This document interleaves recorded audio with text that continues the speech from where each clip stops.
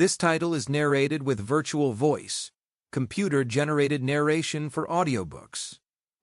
Music Theory for Electronic Music Producers by J. Anthony Allen. 1. Introduction. Music theory is the green vegetable of electronic music. You know that it's good for you. You know that it will make you a better producer. But why spend time learning it when you could launch your software and rock out some chocolate sauce-covered beats?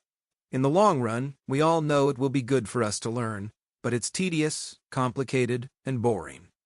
With this book, I can't turn broccoli into ice cream, but what I can do is help you through the process of learning music theory in a simple way, specific to electronic music, that cuts down on the technical jargon and makes the whole thing go down smoother.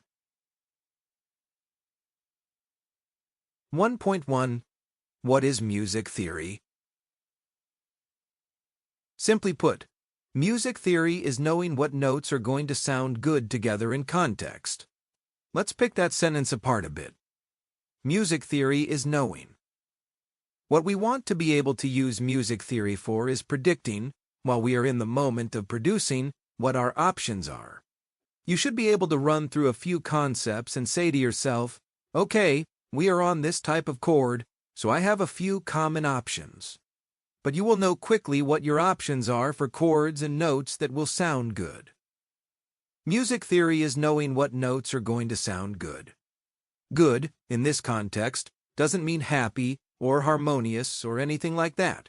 It means they are going to fit in with the notes around them. They might be dissonant, abrasive notes, but if that is what our track is all about, then that is what we want.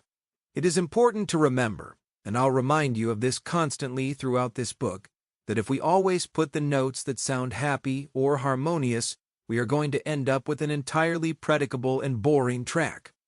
Sometimes you have to break the rules, and in this book, that is encouraged. Music theory is knowing what notes are going to sound good together in context. Let's say you are writing music for a video game. In one scene, the character is in the Wild West. In the next, he gets into a time machine and is now a knight in a medieval era. Oh, and you have 2 hours to write all the music for both scenes. Music theory to the rescue. We know what chords and scales are common in both eras. In the first scene, we would think about what scales and chords sound appropriate to that context. We would then produce as much music as we could using those elements before we switch context to the medieval era. We then would grab a new set of scales and chords that sound good in that context.